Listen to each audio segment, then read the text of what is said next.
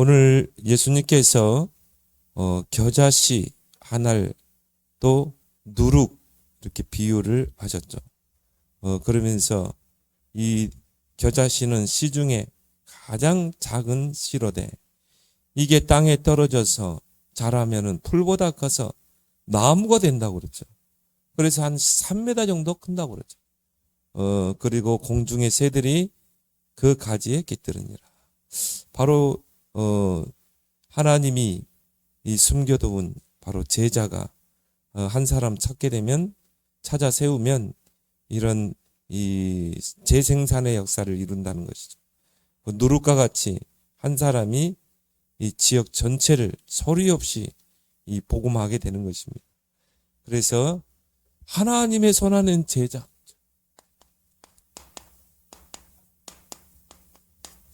저와 여러분이 먼저 제자가 되고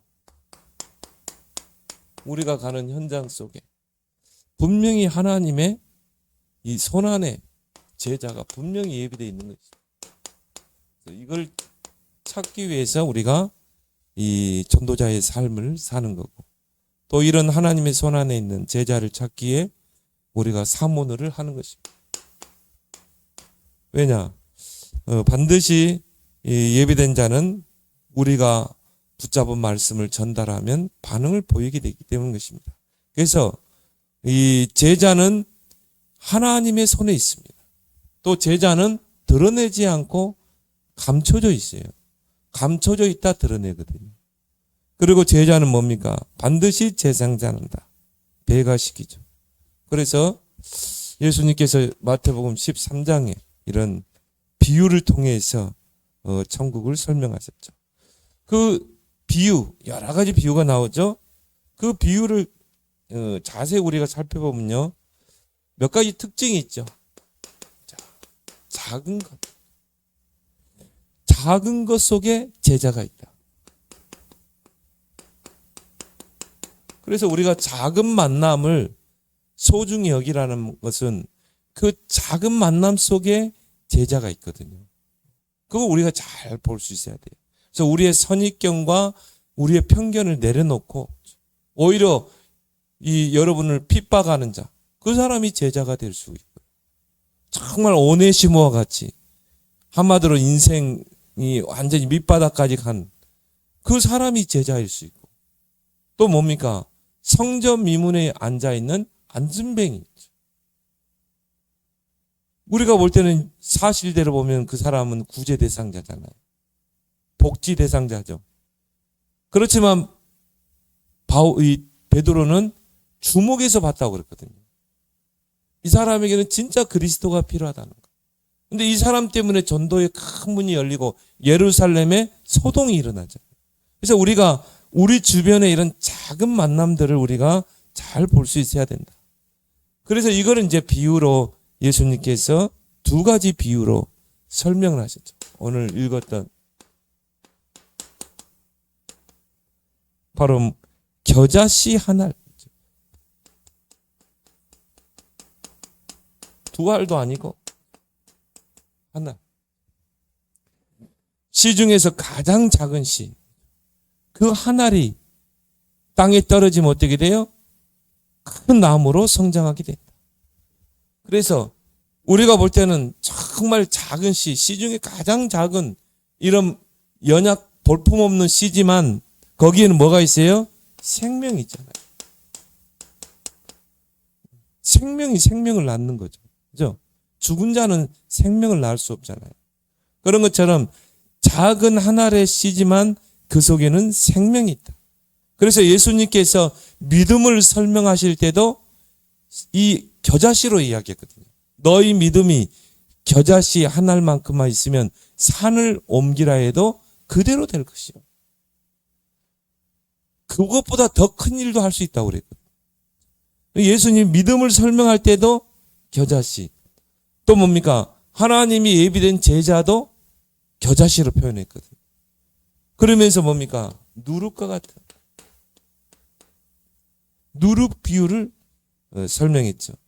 그래서 천국은 마치 여자가 가루 소말 속에 갖다 넣어 전부 부풀게 한 누룩 같다. 우리 어릴 때 시골에도 보면요, 이렇게 뭐 막걸리 이렇게 집안에서 많이 만들었잖아요. 그럼 누룩 조금 집어넣는데 이게요, 뭡니까?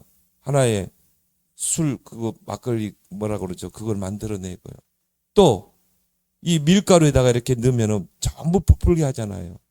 조그만 누룩이 밀가루 전체를 부풀게 하죠. 능력. 그래서 이런 제자 한 명만 딱 찾고 세우면 어떻게 되냐? 이 사람이 조용히 그 현장을 변화시키는 것입니다. 어떻게 보면 제자는 드러내지 않고, 그렇죠?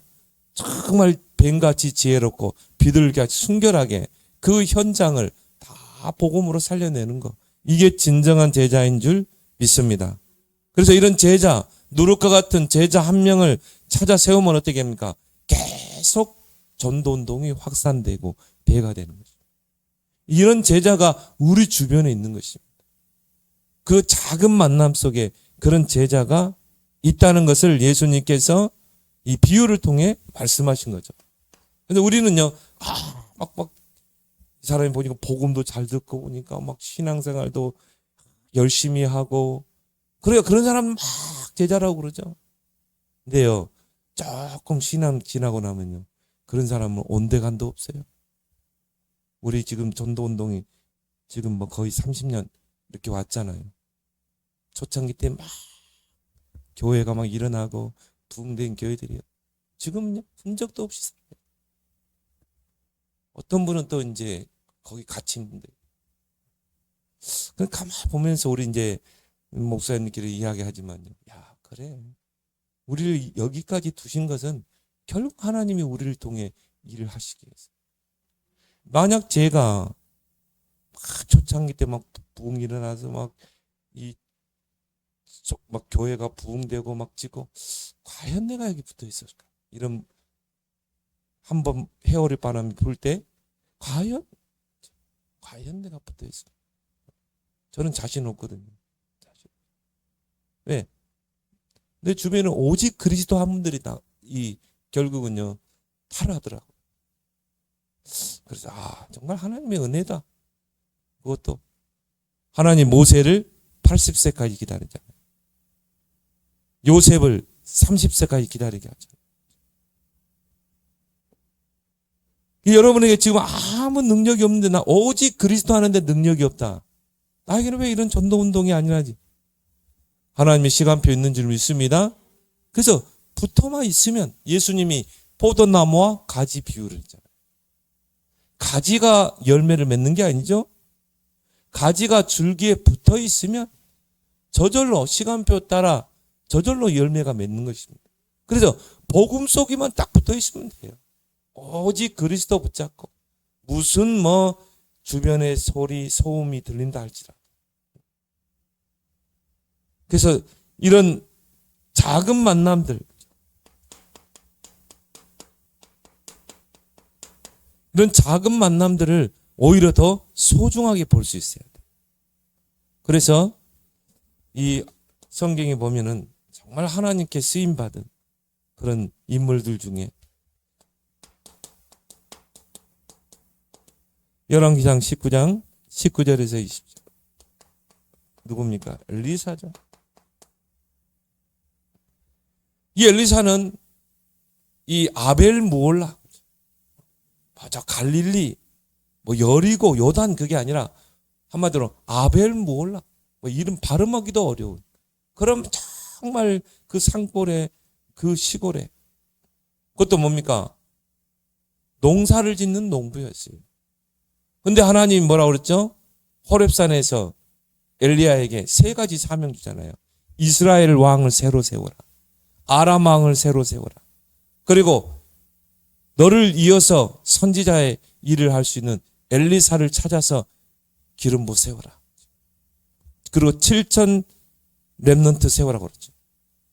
하나님은 정말 아벨 무올라, 그 산골에, 그것도 농사를 짓고 있는 엘리야를 하나님은 주시해서 보고 여기셨던 거예요.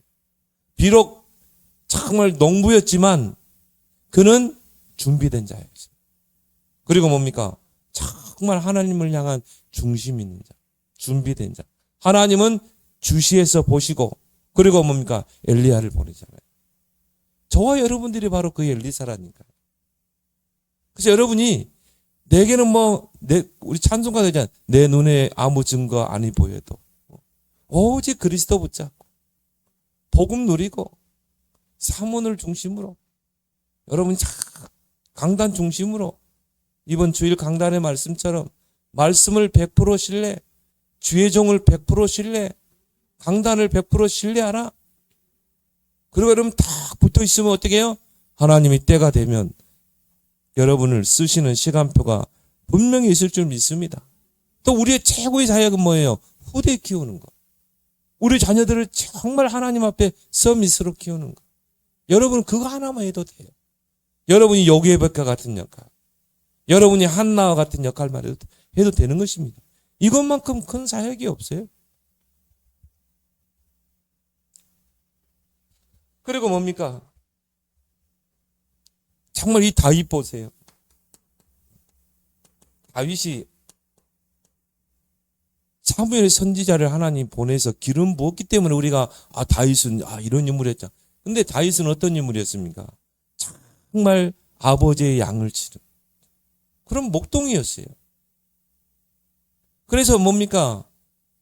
이 이새가요, 딱 막내는 제껴놓고 형도 큰아들부터 쭉 이 사무엘 앞에 세우잖아요. 근데 인간적으로 볼 때는요, 막 키도 크고 남자답고 많이 배웠고 그랬겠죠. 근데 하나님 뭐라고 그래요? 아니라는 거예요. 둘째도 아니야. 육신의 눈으로 볼 때는 다들 때 다 왕감이에요. 그러니까 기계도 있고요.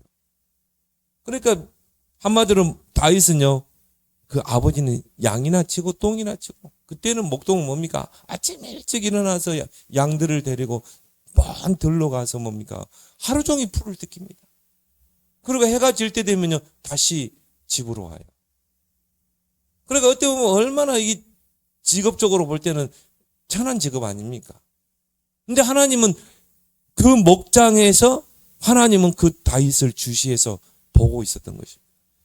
그 증거가 여기 나오죠. 다윗이 아버지의 양을 칠 때 그때 뭘 준비했습니까? 믿음과 실력을 준비하잖아요.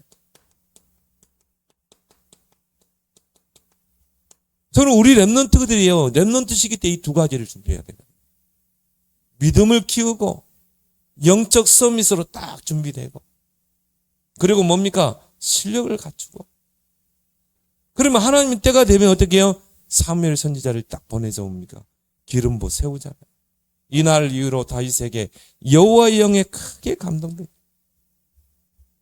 하나님은 이런 작은 만남을 통해 하나님의 계획을 이루시는 줄 믿습니다. 그래서 이 엘리사가요, 하나님 부름 받을 때 어떻게 했어요? 두 번 다시 흔들리지 않았어요. 엘리야가 엘리사에게, 엘리사야, 하나님 너를 부르신다. 그때 어떻게 했어요? 그냥 그대로 정리했잖아요. 그래서 소 한 마리 잡고 쟁기 그거 땔감으로 해가지고, 그래가지고 모든 마을 사람들에게 잔치 베풀고, 그리고 훌을 털고 어떻게 해요? 엘리야를 따라 나서잖아요. 저는 이걸 보면서요, 야, 엘리사는 숨은 제자였다. 부르니까 막 주저하죠. 한 번도 주저하지 않고 따라가잖아요. 다 정리해버리고 결단력이 있었던 것입니다. 이게 제자예요.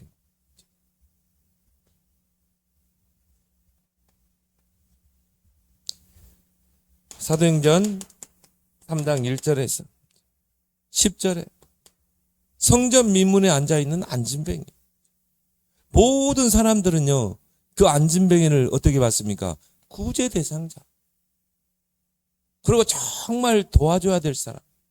육신적인 봉사, 또 뭡니까? 물질적인 봉사. 그런 복지 대상자로 본 거예요.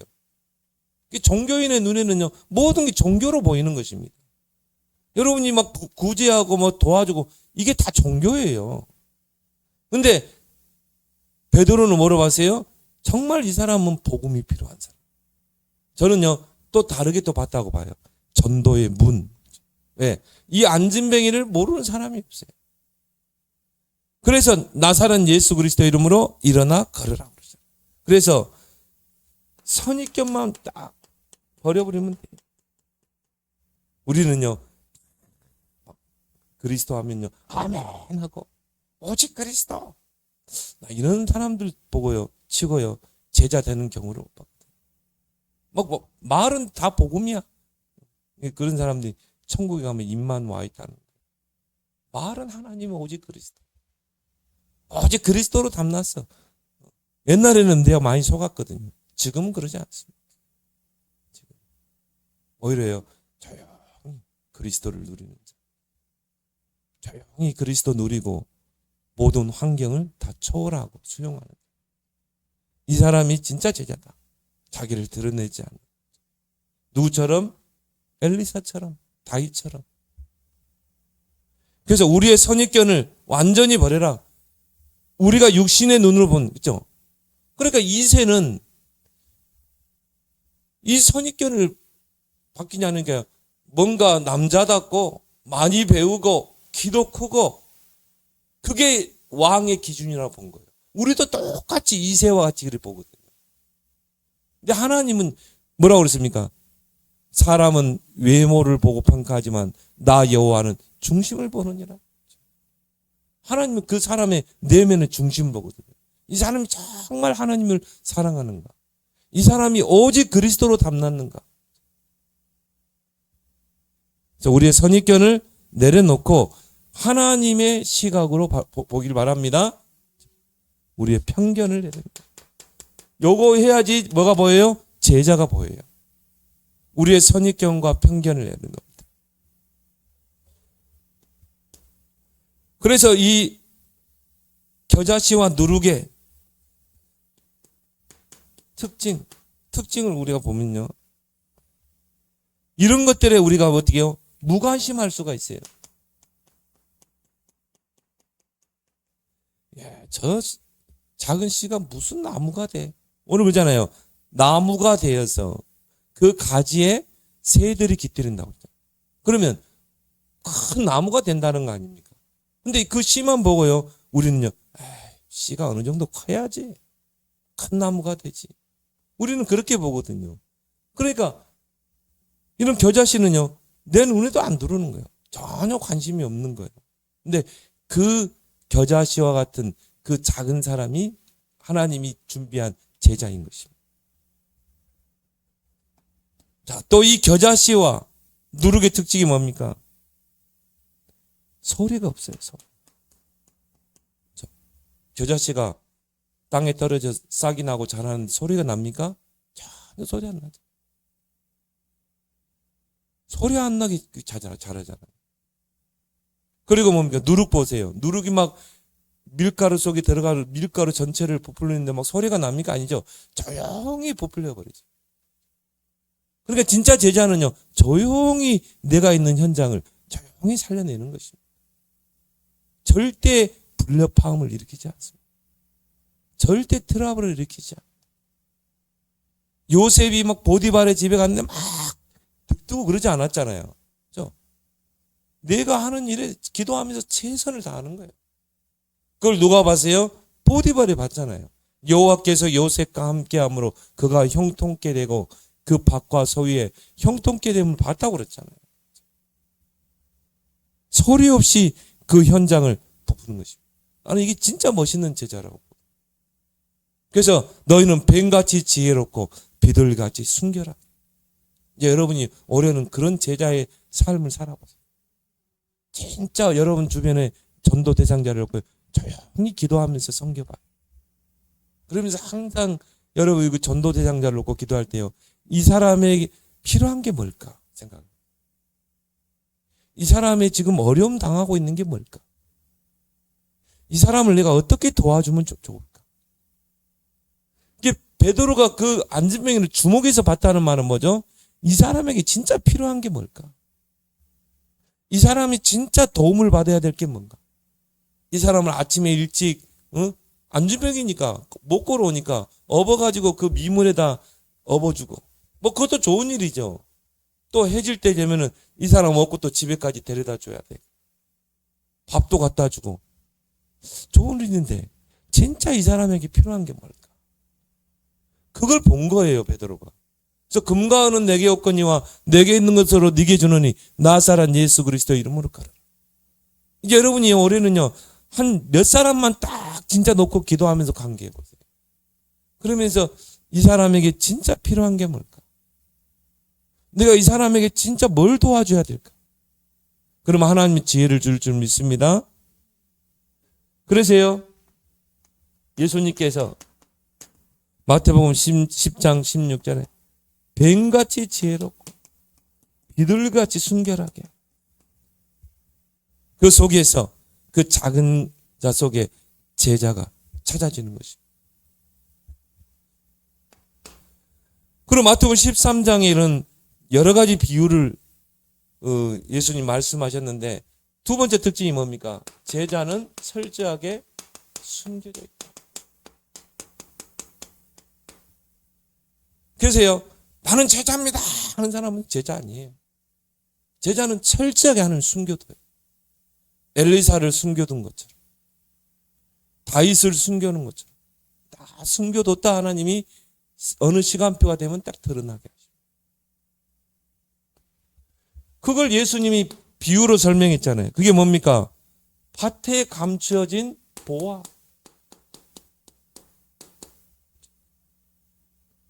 보화로 설명했잖아요.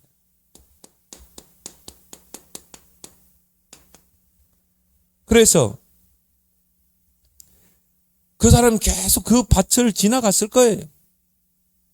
밭을 계속 지나고 많은 사람도 다 지나갔겠죠. 근데 지나가다가 이제 그 밭에 보화가 감춰있는 걸 보게 된 것입니다. 그럼 어떻게 해야 돼요? 이 보화를 내 것으로 소유하려면 이 밭 전체를 사버리는 것입니다. 내 재산을 다 팔아가지고 이 밭을 사버리는 것입니다. 왜? 아마도 이 주먹만한 다이아몬드가 딱 밭에 있다는 거예요. 그래서 이제 전도자도 그런 이야기 했죠. 옛날에는 전쟁을 많이 했잖아요. 그러니까 보화를 어떤 땅에다가 많이 숨겨놨대요. 밭에. 그리고 먼저 전쟁터에 갔는데 이게 죽었어. 그러면 이건 내 재산이 아니잖아. 죽어버렸기 때문에. 근데 이걸 누가 발견했어요? 그러면 이 밭에 있는 보화를 내 것으로 만드는 거는 이 밭을 사버리면 이 보화가 내 것이 되는 것입니다. 그래서 내 전 재산을 다 팔아서 뭘 샀어요? 밭을 사는 거죠. 이 보화를 얻기 위해서. 여러분이 이 한 명의 제자를, 숨겨진 제자를 찾기 위해서 어떻게 해야 돼요? 관계적이에요. 왜? 숨겨져 있기 때문에. 아마 여러분 주변에 여러분 알고 있는 지인들, 여러분과 같이 뭐 직장 안에서도 있고 또 지역에, 내가 살고 있는 지역에 또 내가 알고 있는 뭐 친구들, 그 속에 보화가 감춰져 있는 것입니다. 그 보화를 찾기 위해서 어떻게 해야 돼요? 관계 전도를 해야 되는 것입니다. 만약 그 사람이 그 밭길로 계속 가지 않았다면 어떻게 해요? 그걸 보화를 발견할 수가 없죠. 근데 이 사람은 계속 그 길을 갔던 거예요. 그러다가 어느 날 보화가 발견된 거죠. 예수님은 이걸 통해 우리에게 뭘 이야기하고 있습니까? 내 주변에 있는 많은 사람들, 우리가 왜 좋은 관계를 맺어야 되는가? 그 속에 제자가 있는 것입니다. 그래서 우리가 9가지 포인트를 가지고 좋은 관계를 맺으라. 위, 아래, 옆, 과거, 현재, 미래 보고. 그래서 내 주변에 있는 모든 사람들을 정말 도표에 그려가지고 뭡니까? 그 영혼들을 놓고 기도하면서. 우리 중보기도 하잖아요. 하루에 한 번 정도는 다 그 영혼을 놓고 기도하고. 전도의 시작은 뭐예요? 기도죠. 기도하면서 영적 싸움을 싸워. 그러는 가운데 이제 드러나는 거죠. 그러면서 시간표가 되면 어떻게 돼요? 영접운동. 자, 하나님이 이 내가 관계하고 있는 사람을 정말 하나님이 나를 통해 복음받고 구원받을 시간표, 타이밍을 하나님 맞추시잖아요. 그 타이밍이 뭐냐면 이 사람에게 갈급한 문제를 주십니다. 사람은 갈급하지 않으면요, 우리가 전하는 복음에 관심도 없어요. 근데 이 사람이 진짜 이 오늘 구원받을 대상자라면 하나님이 갈급한 문제를 가져다 줘요. 뭐 질병이든지 무슨 뭐 사기를 당하든 이런 문제들을 줍니다. 자녀의 문제를 주든지. 그렇게 해서 뭡니까? 영접을 하게 하는 것입니다. 왜? 전도의 시작은 영접이 돼야 되거든요. 영접은 뭡니까? 하나님의 자녀로 새롭게 재창조되는 거잖아요. 성령이 내주하는 거잖아요. 그래서 우리가 구원의 길을 계속 갈고 닦는 것입니다. 그래서 300명, 500명 영접 운동을 하는 것입니다. 그러는 가운데 계속 좋은 관계를 맺고 그러면서 영접 운동하는 가운데 뭡니까? 거기서 제자가 드러난다니까. 우리는 이걸로 끝나는 게 아니라 개인 양육. 제가요, 우리 전도단체를 만나기 전에는 영접은 굉장히 많이 했어요. 진짜 대학생도 붙잡고 사형리 가지고 영접은 많이 했는데 결국 여기까지 가지 못하고. 그러니까 제자를 찾지를 못하고. 또 그때는 또 하나님이 그 시간표였던 것 같아요. 우리가 개인 양육하는 목적은 뭐예요? 그 속에 예비된 제자, 그리스도로 담난 제자를 찾기 위해서. 그래서 어떤 면에서는 이 개인 양육은요, 예비된 제자를 찾기 위해서 하는 거예요. 그래서 복음편지 가지고 10가를 가지고 했을 때 딱 그리스도로 담났을 때는 어떻게 해요? 이제 이 사람 붙잡고 진짜 이제 이 다락방을 하는 것입니다. 이번에 이 화요 집회 때 그 이야기. 다락방은 그 사람이 담나고 전도 대상자가 생겼을 때 하는 거다. 그럼 전도 대상자를 데리고 오라는 거죠. 그러면 이제 거기서 다락방 하면서 전도 대상자가 와서 영접하고 또 이 사람을 통해 다른 곳으로 확산되는 것이. 그게 다락방. 개인 붙잡고 막 하는 게 아니라.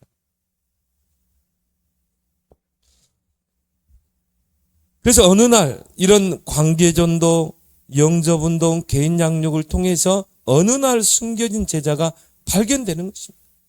그래서 이 한 명의 제자를 찾기 위해서 자기 소유를 다 팔아 밭을 사느니라 그랬죠. 여러분이 이 한 명의 제자를 찾기 위해서 여러분의 모든 것을 다 투자할 수 있느냐 이거죠.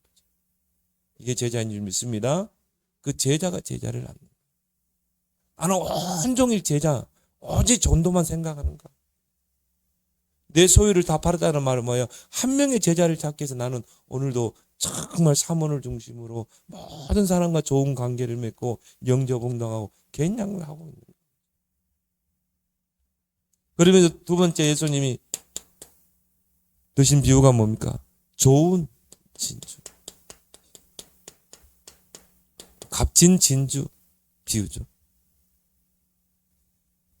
45절, 46절.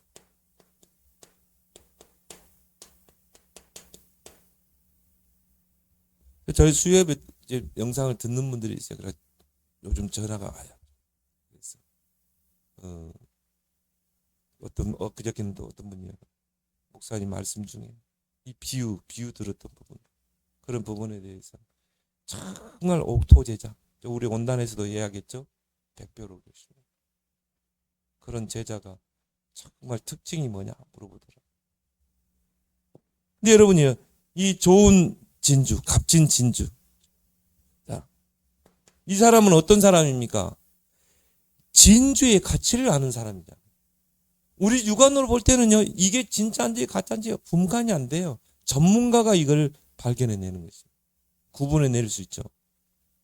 그러니까 진짜 진주가 뭔지를 아는 사람이 이제 뭡니까? 값진 진주를 찾으러 다니다가 찾으니까 어떻게 해요? 전 재산을 팔아서, 이 사람도 그렇죠. 전 소유를 팔아서 이 진주를 사는 거예요. 특징이. 그 말은 뭡니까? 정말 제자의 가치를 아는다.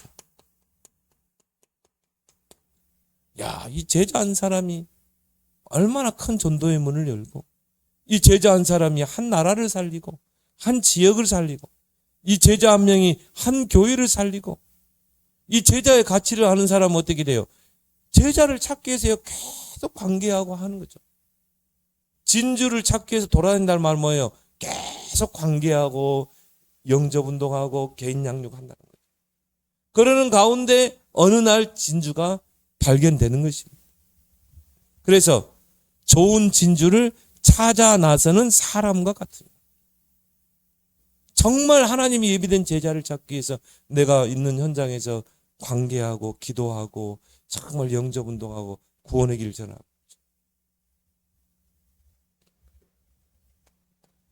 그래서 우리가 뭡니까? 이 전도자의 삶. 계속 그 이야기를 하는 거죠. 전도자의 삶. 이 그림을 계속 그리는 것입니다.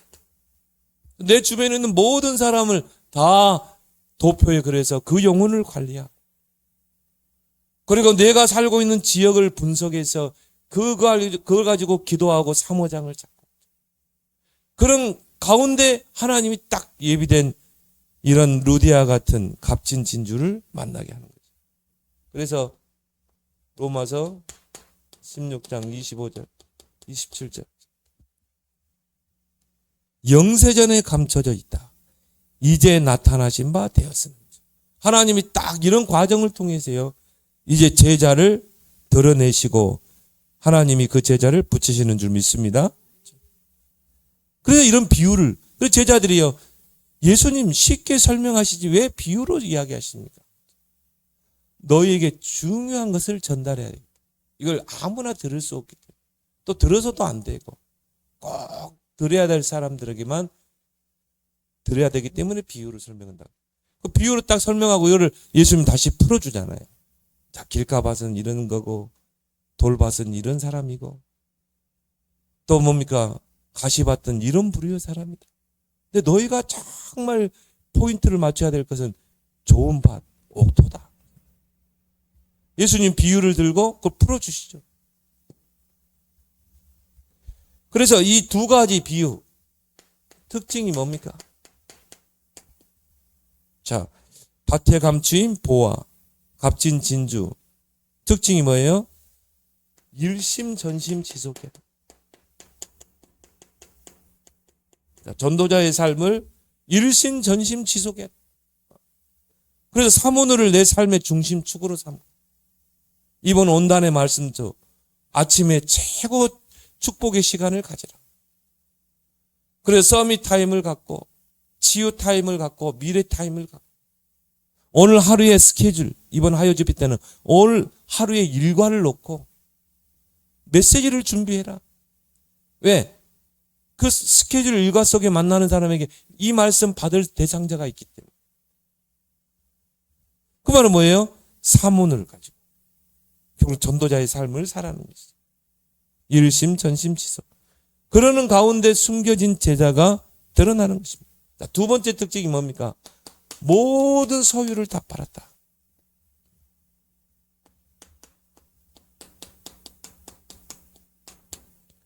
밭을 사고 모든 소유를 다 팔아서 진주를 사느니라. 자, 제자 한 명을 찾기 위해서요, 모든 것을 올인하는 것입니다. 그러면 하나님 모든 것을 내게 다 하시오. 하나님 여러분에게 모든 걸 포인트를 맞출 줄 믿습니다. 제자는 숨겨져 있다.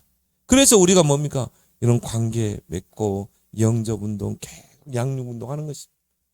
전도자의 삶을 계속 그림을 그리는 것입니다. 세 번째, 예수님의 그 비유 속에 특징이 뭡니까? 전체 속에 제자가 있다. 무리 속에 또 제자가 있다. 그래서 예수님은요, 무리와 제자를 다 소중하게 봤어요. 그래서 무리들을 위해서 뭡니까? 오병이의 기적도 베풀고, 무리들이 예수님 왔을 때는 병도 고쳐주고, 그죠? 눈도 열어주고 다 했어요. 왜 치유 사역을 병행했습니까? 그 무리 속에 제자가 있기 때문에. 혈루병 여인이요, 예수님 옷자락이라도 만지면 치유될 것 같아요. 그래가지고 그 옷자락을 만드는데 치유됐잖아요. 그 여인 예수님을 얼마나 제자들을 섬겼습니까? 그러니까 무리와 제자를 같이 소중하게 보셨다. 왜? 그 전체 속에 제자가 있기 때문에. 그래서 나중에는요, 예수님이 12제자를 불렀지만 예수님이 십자가에 못 박히시고 부활하셨을 때 500여 명의 제자들에게 일시해 보였다. 자, 예수님이 3년 반 동안 공생의 기간 동안에 뭡니까? 12제자를 먼저 불렀어요. 그 중에 가룟 유다는 배신했기 때문에 빼고. 근데 12제자를 불러가지고 3년 공생애를 했는데요. 예수님 그들 데리고 무리들에게로 들어갔잖아요. 그러는 가운데 막 치유하고 막 오병이 기적을 베풀고 막 그랬잖아요. 거의 치유 사역을 많이 했죠. 중풍병자 일으키고 소경이 눈을 뜨고. 근데 그 3년 공생의 기간 동안에 그 무리들이 다 제자로 바뀌어버려요. 500여 명의 제자들이 뭐요? 일시에 부활하신 예수님을 봤어요. 그리고 그 중에 핵심 멤버 120명이 마가다락방으로 모인 것이죠. 거기에 오순절에 불과 바람 같은 성령이. 그 말은 뭡니까? 우리 주변에 있는 모든 사람, 그 전체 속에 제자가 있다는 말이에요. 그래서 그거를 예수님이 비유로, 금을 비유로 드세요.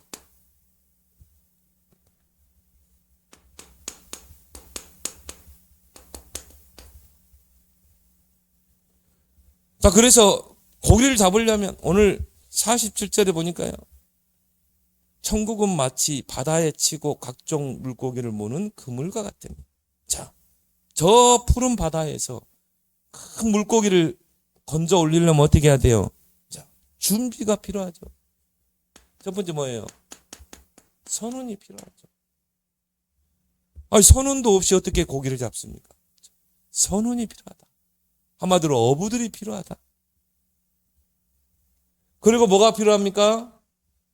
배가 필요하죠. 배가 있어야 저 푸른 바다로 가서 그물을 내릴 거 아니겠습니까? 그리고 뭐가 준비돼야 돼요? 그물이 준비돼야 돼요. 저 푸른 바다에서 고기를 끌어올려면 선원이 준비돼야 되고 배가 준비되고 그물이 준비돼야 된다.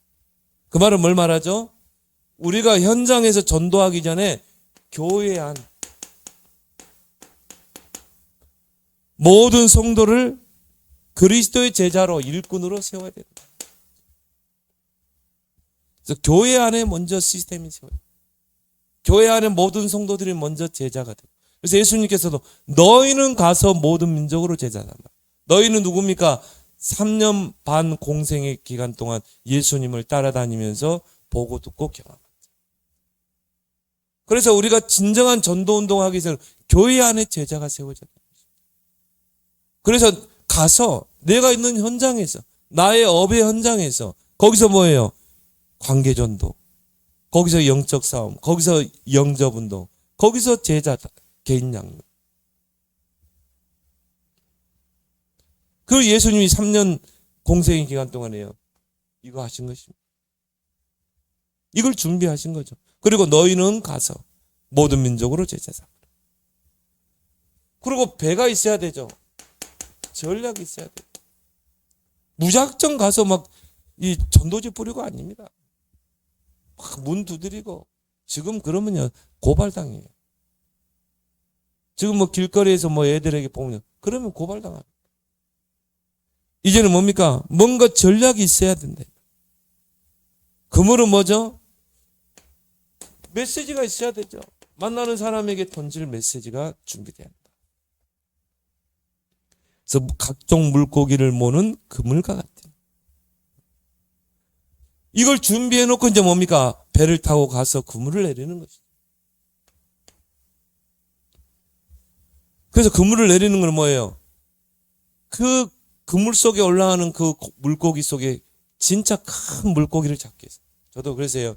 제가 좋아하는 게 낚시. 전 낚시 좋아하고 고기 잡는 거 좋아합니다. TV 화면에 보면 그거 보면 야, 막 고기를 끌어올리는데 막 얼마나 큰 다랑어들이 막 올라. 뭐 작은 고기들은요. 그 선장이 원하고자 하는 고기가 아는 거는 그냥 버려버리더라고요.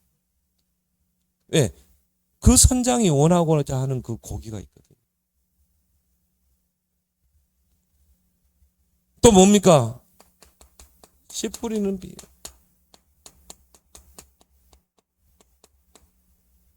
13장 18절에서 23절.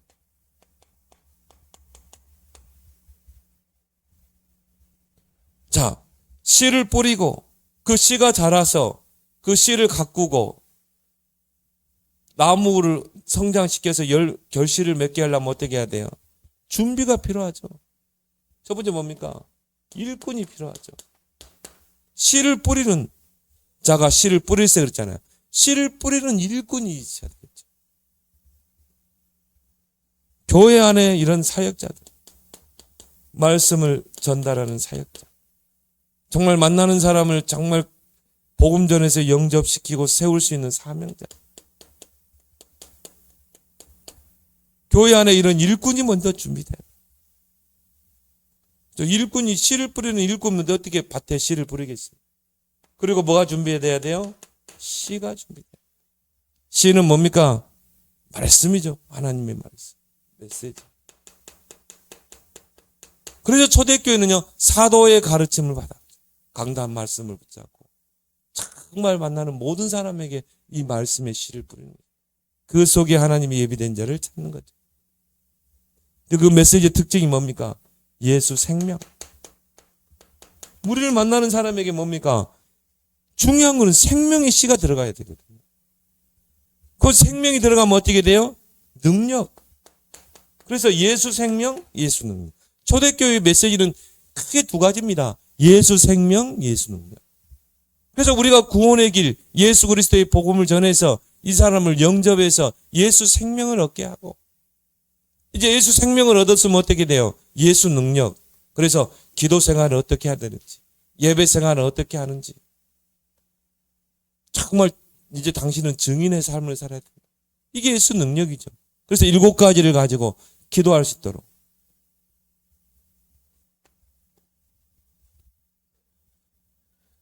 그래서 어떻게 해요? 정말 이 옥토를 찾기 위해서 전체의 씨를 뿌리는 것입니다. 전체의 씨를 딱 뿌려보면요, 정말 옥토에는요, 이게 자라서 큰 나무가 되고 열매를 맺게 되죠. 그래서 옥토가 숨겨진 옥토 찾기 위해서 전체의 씨를 뿌리는 거다. 그래서 4가지 밭이 나오잖아요. 옥토에만 씨를 떨어뜨린 게 아니에요. 길가발에서 떨어지고 돌, 가시밭도 다 떨어졌잖아요. 그리고 옥토도 떨어졌잖아요. 근데 결국은 길가밭은 뭐예요? 새가 와서 쪼아 먹어버렸고, 돌밭에 떨어진 씨는 뭐예요? 뿌리를 못 내리고 돌이 기운을 막아서, 가시밭에 떨어진 씨는 뭐예요? 가시가 기운을 막아서 자라지 못하고, 근데 옥토에 떨어졌어요. 100배로 결실맺었죠. 그래서 옥토가 숨겨져 있기 때문에 전체의 씨를 뿌리는 것입니다. 여러분 만나는 모든 사람에게 씨를 뿌려야 하는데 그게 강단의 말씀인 것입니다. 강단의 말씀을 가지고 모든 사람에게 씨를 뿌리는 거다. 그 속에 옥토가 있는 줄 믿습니다. 23절에 보니까 옥토에 떨어진 씨는 잘 듣고 잘 깨닫고 나가서 100배로 결실을 맺느니라. 그래서 이건 뭘 말합니까? 교회 내 시스템이 중요하다.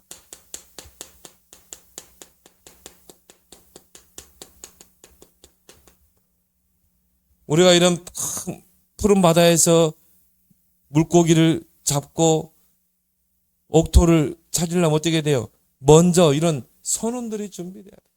이런 일꾼들이 준비돼야 돼요. 그리고 이런 배와 그물도 준비해야 돼요. 교회 내 시스템. 그래서 교회 안에 이런 산마스터, 구원의 길, 구원의 길 마스터. 누구를 만나도 정말 구원의 길로 영접이 이루어져야 이제 양육이 되잖아요. 개인 양육, 사문을 중심축.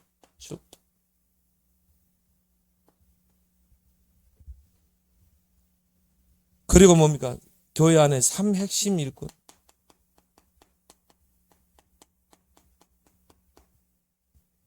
그래서 메신저, 사역자를 우리가 메신저라고 그러죠.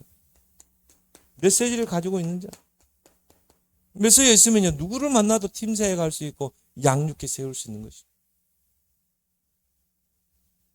한 지역을 책임질 수 있는 조장, 새 가족을 정말 세울 수 있는 사명자, 핵심 3제자라고 그러죠.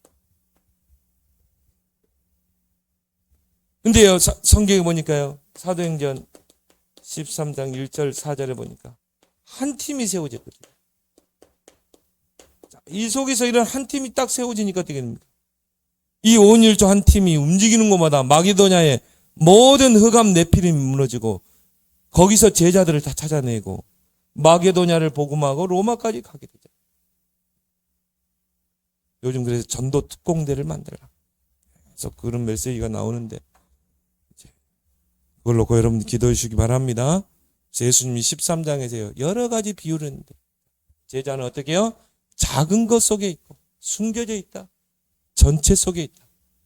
마태복음 13장을 여러분 것으로 잘 적용해서 여러분이 응답 누리기 바랍니다. 오늘 주신